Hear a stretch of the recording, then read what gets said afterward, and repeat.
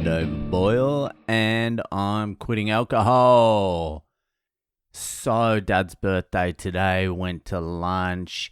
I was telling him about fucking in Brisbane, one of the biggest music venues in Brisbane got closed down and is closing its doors forever, the Zoo. Because he was saying this place in Coogee in Sydney, a nightclub back there, Selena's, at the Coogee Bay Hotel is being shut down. And that was a huge music venue for fucking years as well. So I read this article by the owner of this music venue in Brisbane, the Zoo, and he was saying the model's broken now. The live music model is broken. The dude was like, it's a perfect storm of things. He's like, the cost of living is out of control now, so that's not helping. He's like, the only thing the venue makes money on now is alcohol. And he said, no one's buying alcohol. The guy's like, people's habits have changed, so we actually sold more tickets than we've ever sold in our history in 2023, but no one's drinking. What the fuck are you doing at a concert not drinking? Just nodding your head. Oh, I like this tune. One arm on the bar, just leaning. Going into a mosh pit sober and just weirding everyone out.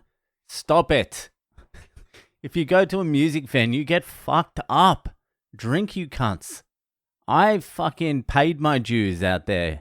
I put enough money into the system to keep these places alive, you know? But he's like, no one's drinking and we can't raise the price of drinks any higher than what they are now to make some money. He's also like, insurance is doubled. It's gone from like $30,000 a year to $60,000 a year. And he also said people were not going to small venues because they were saving up for big international acts like Taylor Swift. And that actually happens in comedy as well. It's been happening a lot lately in comedy. I was so wrong. I can admit when I was wrong, when I am wrong. But when Joe Rogan started getting big, because all comedians were listening to fucking Rogan way before the general population got on board. So we knew what was going on because it was just comedians at the start. And they're all getting high and it was fun and it was funny. And then it got serious. But when the general population got on board Rogan, I was telling all the comedians that everything is going to get better because we're in the middle of like, especially down in Melbourne, we're in the middle of like the craziest few years of political correctness fucking bullshit. And it was driving people insane. And I thought Rogan was like the light at the end of the tunnel. I'm like, this is great. People are going to start understanding comedy. They're going to know what's bullshit, what's not bullshit. You know, it's going to get better. And I was very, very wrong. All that happened was Rogan and the comedians that do Rogan replaced everything else. So now, like the general population, especially in Australia, they're not coming out to comedy. They're waiting for like Rogan to come out, fucking Tim Dillon, Shane Gillis, all these sorts of guys, all these Rogan-y sort of guys. Andrew Schultz, Tony Hinchcliffe, fucking Ari Shaffir, all the Rogan-ettes.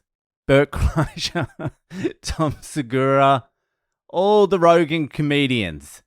So instead of the fucking Australian population having like a revolution of good comedy, they just fucking got on the Rogan comics. And yeah, good on them. Good on them. I suppose if I became like a Rogan figure, I'd be trying to get the people I like good shows and shit like that as well. I was trying to do that with Andrew Roberts and I've got no pull. Theo Von, there's another one. He was here recently. They all come now. They're all coming hard. They never used to come. It used to be only a few of them, like Bill Burr, fucking Louis C.K., Rogan used to come. I remember when I started comedy, Rogan came and on his poster, it wasn't even from the Joe Rogan podcast or anything. It was like the Fear Factor guy. and he was getting interviewed as the Fear Factor guy. And he did just a small fucking room, like maybe a 200 or 300 seater. It wasn't a fucking big room. And then 10 years later, he's literally doing fucking stadiums. It's wild. It's fucking wild. I don't think, this is just me, I don't think comedians should be doing stadiums. Stadium jokes aren't funny. And then you start sounding like a purist. I just like my comedians in front of like 30 people, just like grinding it out for the rest of their lives. Where's the happy middle ground?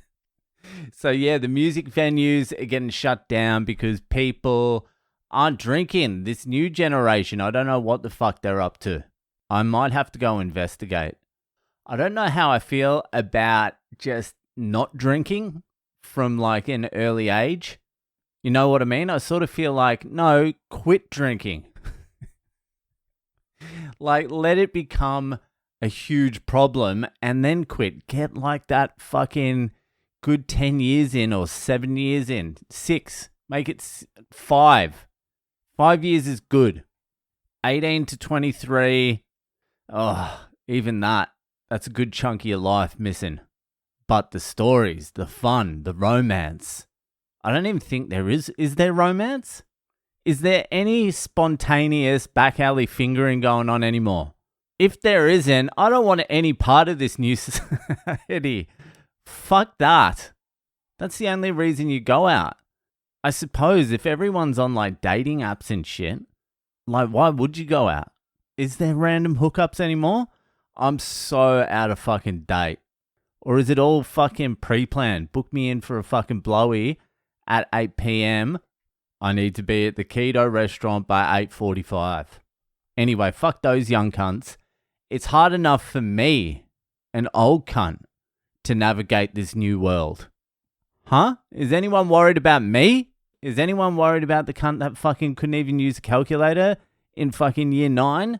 Who has to now spend like fucking half his time on a computer to have a career? Is anyone worried about him? No. Fuck, I hope Bitcoin goes to $10 trillion. Anyway, fucking that'll do it for tonight. Enjoy the rest of your weekend, and I'll see ya the fuck later.